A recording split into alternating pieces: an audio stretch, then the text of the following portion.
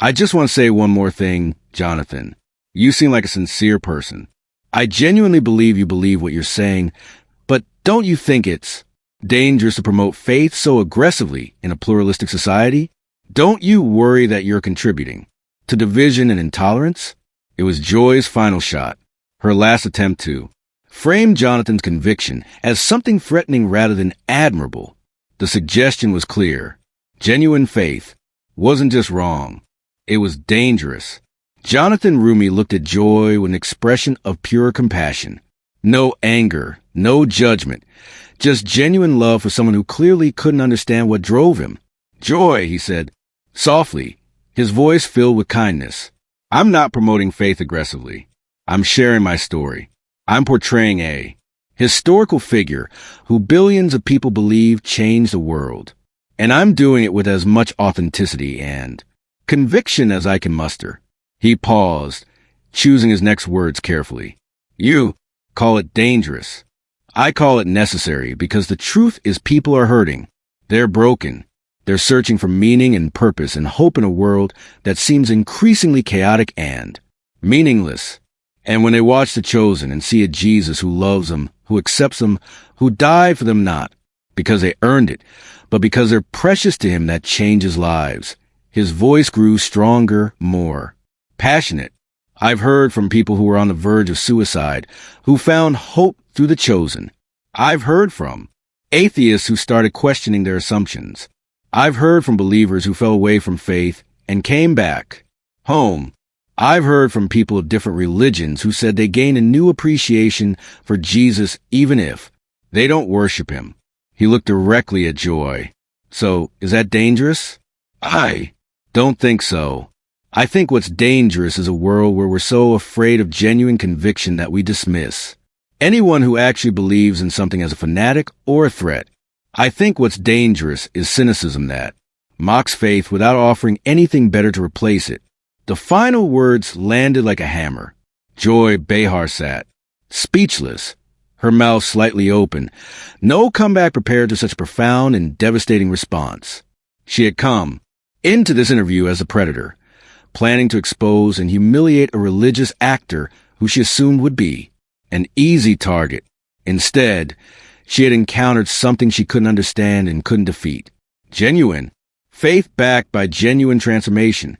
Jonathan Roumie gathered his belongings slowly, deliberately. The interview was clearly over, and everyone in the studio knew it. But before he left, he did something remarkable. He walked over to Joy Behar and extended his hand. Thank you for this conversation, he said, his voice filled with genuine warmth. I mean that, because even when we disagree, even when it's uncomfortable, these conversations matter. They force us to examine what we really believe and why we believe it. Joy took his hand hesitantly, clearly thrown off balance by his kindness in the face of her hostility. And Joy, Jonathan continued, his voice soft but carrying throughout the studio. If you ever want to actually watch The Chosen, not to critique it or analyze it, but just to see what millions of people are responding to, I'd love to hear what you think. Really, because I have a feeling you might be surprised. With that, he turned and walked off the set to sustained applause that lasted well after the cameras stopped rolling. He didn't storm off dramatically. He didn't deliver a cutting final remark. He simply left with grace, with dignity, with the same peaceful confidence he had displayed from the beginning. Joy Behar sat silently for several seconds after his departure, her expression unreadable. The other hosts looked at each other uncertainly, unsure how to process what had just happened. This wasn't how these confrontations usually went. Typically, religious guests either collapsed under pressure or responded with defensive anger that confirmed secular stereotypes. Jonathan Roumie had done neither. He had simply stood firm in his convictions while maintaining compassion for those who oppose him. As the show cut to commercial, the audience continued buzzing with energy. People compared notes on what they had just witnessed. Some pulled out their phones to search for The Chosen, curious about a show they had previously dismissed as religious propaganda. Others sat quietly, clearly moved by something they couldn't quite articulate. What started as a view's latest attempt to challenge and expose religious hypocrisy had become something else entirely. A testimony so powerful, so authentic, and so grounded in genuine transformation that it transcended typical television conflict. Jonathan Roumie hadn't just defended his faith, he had demonstrated it. He hadn't just talked about grace, he had embodied it. The video of the interview went viral within hours, racking up millions of views across multiple platforms. Conservative commentators praised Jonathan's courage in standing firm against secular hostility. Progressive Christians celebrated his emphasis on Jesus as champion of the marginalized. Atheists and skeptics admitted grudging respect for his authenticity, even if they disagree with his beliefs.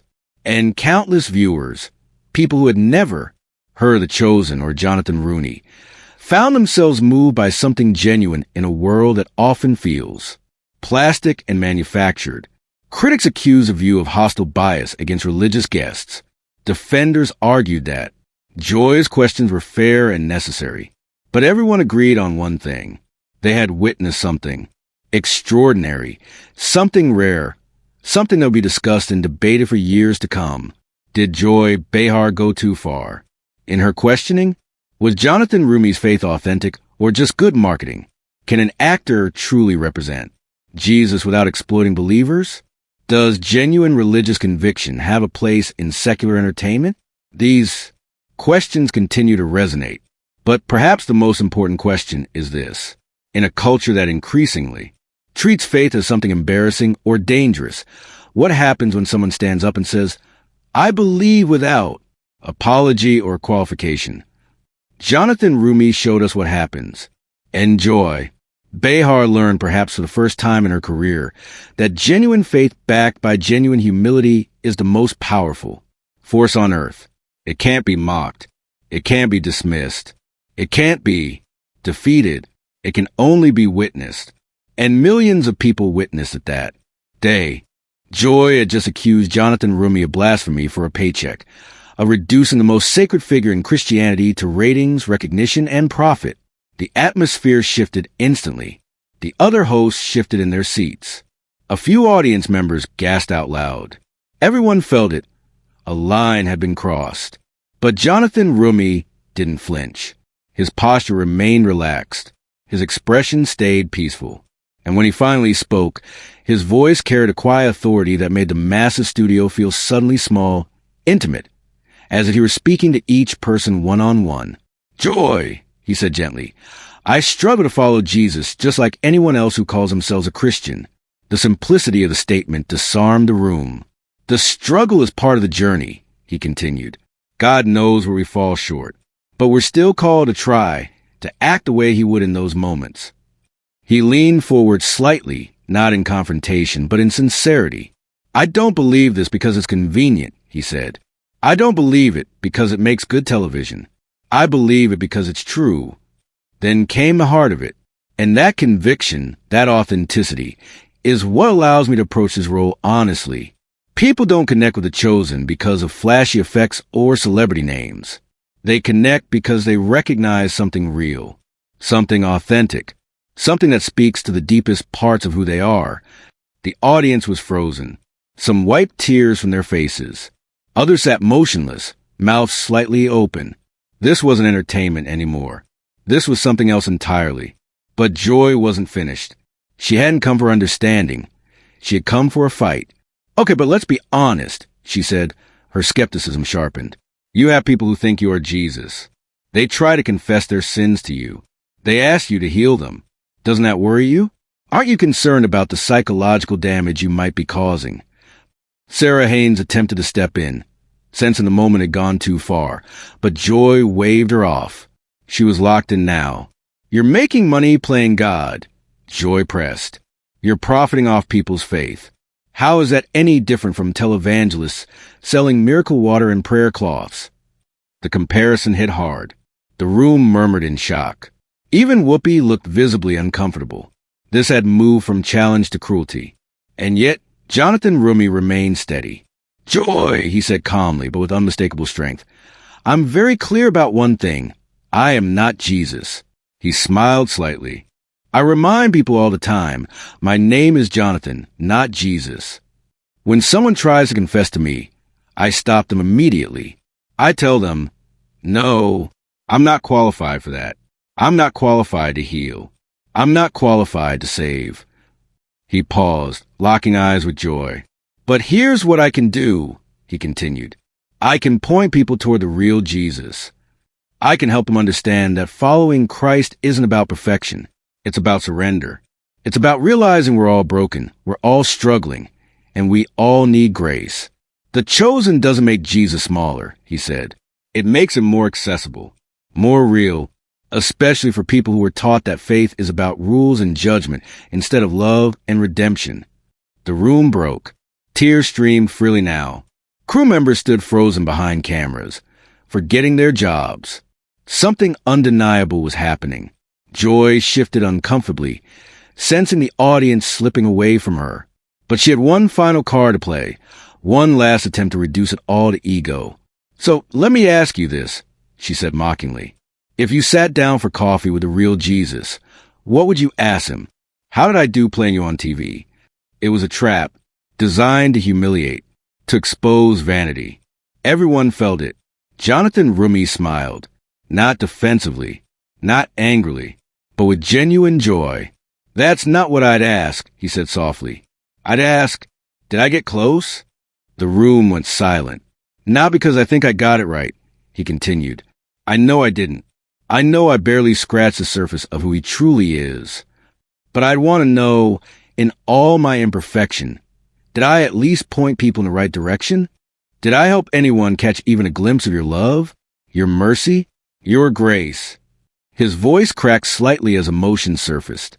That's what this is about, joy. That's all it's ever been about. I'm not trying to be Jesus. I'm trying to show what it might have been like to meet him, to walk with him, to be challenged and changed by him. And if even one person comes close to God because of the chosen, he said, then every sacrifice, every doubt, every struggle was worth it. The studio erupted. Not polite applause, thunderous approval. People stood. Some clapped. Some cried. Others simply stared, overwhelmed. Sarah Haynes wiped tears from her eyes. Alyssa Farrah Griffin nodded repeatedly, visibly moved. Joy Behar sat back, momentarily speechless. The weapons that had dismantled countless guests before, cynicism, sarcasm, superiority, were useless here. She had tried to trap him. Instead, she had handed him a platform for one of the most powerful testimonies ever delivered on mainstream television. But even then, she couldn't resist one final jab. That's very touching, Joy said coldly. But at the end of the day, you're still just an actor reading lines.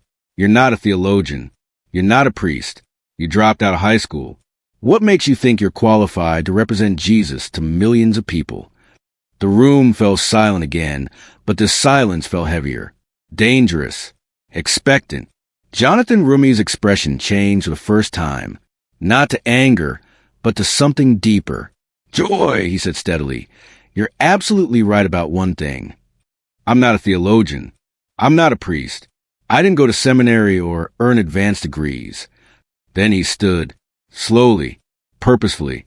Cameras scrambled to adjust. But let me tell you what I am, he said, his voice rising with conviction. 6.5 years ago, I was completely broke. No food, no money, no prospects, no hope. My government assistance had run out. I had done everything I could to make my career work, and failed every single time. The confession was raw, not for sympathy, but for truth. And in that moment of total desperation, he continued, I did the only thing I hadn't tried. I surrendered. Completely. Not the comfortable surrender of someone doing okay, but the desperate surrender of someone with nothing left. I said, God, you take this. I clearly don't know what I'm doing.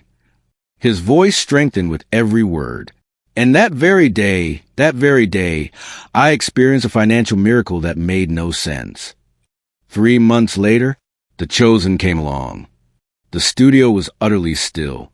So you ask what qualifies me to portray Jesus. I'll tell you, I know what it's like to be broken. I know what it's like to be lost, to fail, to fall flat on your face. And I know what it's like to receive grace you don't deserve, mercy that makes no sense, love that changes everything. He turned toward Joy, eyes intense but not angry. You're right, I'm not qualified on paper. But neither were the disciples. They were fishermen, tax collectors, ordinary people. No credentials, no status. And Jesus chose them anyway, not because they were qualified, but because they were willing. Joy opened her mouth to respond, but Jonathan wasn't finished. And in that moment, the tone shifted yet again. And that's what frustrates me most about this conversation, he said calmly, not the skepticism. I actually respect honest skepticism. He paused, choosing his words carefully. What troubles me is the idea that faith is only valid if it's credentialed, academic, and approved by the right institutions. The Jesus I know didn't spend his time with scholars and elites.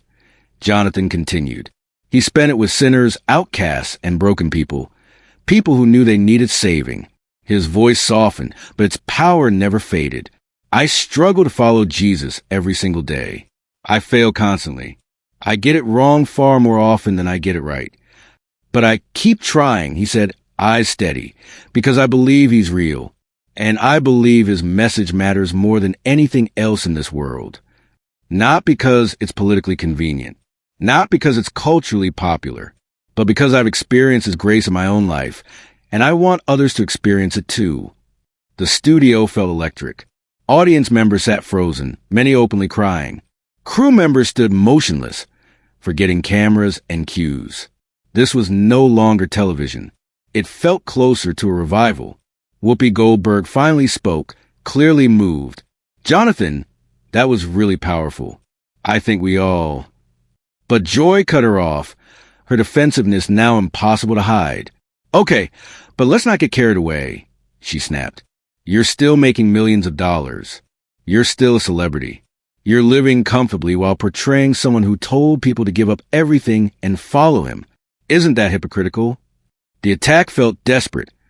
A last attempt to dismantle what the room had just witnessed. Jonathan didn't retreat. If anything, he seemed more energized now.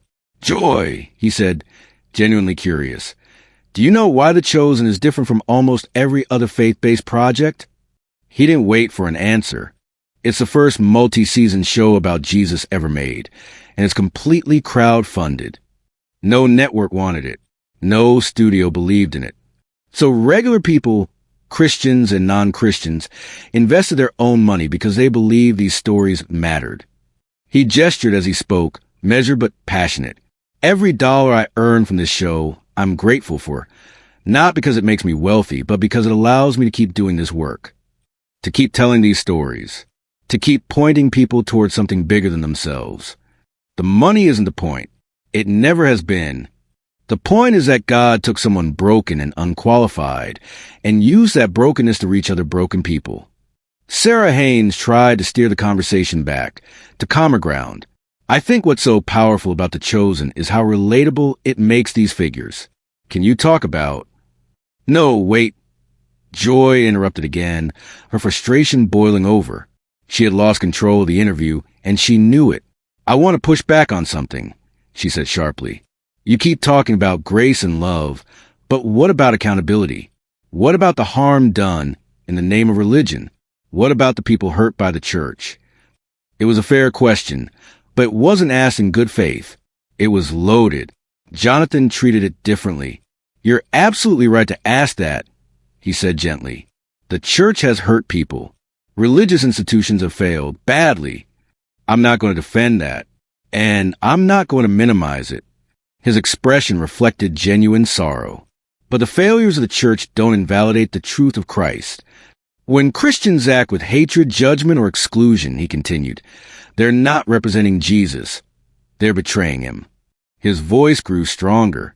The Jesus we see in Scripture spent much of his time confronting religious hypocrites who use faith as a weapon. That's exactly why The Chosen matters, he said. We show a Jesus who ate with sinners, touched lepers, defended the outcast, challenged power, and chose people over rules. That's not a reinterpretation, he added. That's what the Gospels actually say. And if that makes some religious people uncomfortable, he finished, maybe they need to reread their Bibles. The audience erupted again. Applause, cheers, agreement filling the studio. Whoopi nodded emphatically. Alyssa Farrah-Griffin looked ready to stand. Joy sat quietly, realizing every attack she launched only amplified Jonathan's message. She had expected to expose hypocrisy. Instead, she had encountered humility anchored in conviction, and there was no defense against that. Still, she tried once more. Okay, Jonathan, she said carefully, preparing a final strike. Let me ask you something directly. Do you actually believe Jesus performed miracles? That he literally rose from the dead? Or is this just metaphor, mythology that makes good television? It was a trap. Say yes and sound foolish. Say no and expose himself as a fraud. Jonathan didn't hesitate. Yes, he said simply. I believe he performed miracles. I believe he rose from the dead. I believe everything the Gospels say about him. The studio held its breath.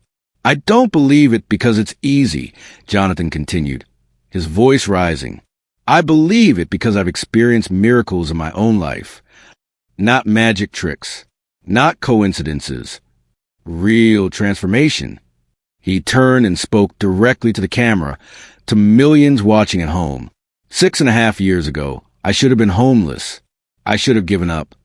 But the moment I surrendered everything to God, things changed. Not eventually. Immediately. His voice cracked with emotion. And I'm not just talking about the chosen. I'm talking about peace replacing anxiety, purpose replacing emptiness, hope replacing despair. Those are miracles too.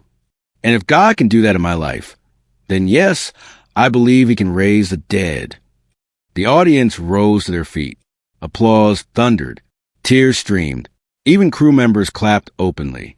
The studio had transformed from confrontation into something deeply personal, almost spiritual. Joy Behar scanned the room, visibly frustrated. She had exhausted every tactic, mockery, skepticism, personal attacks, and none had worked. Whoopi leaned forward, sensing the moment's natural end.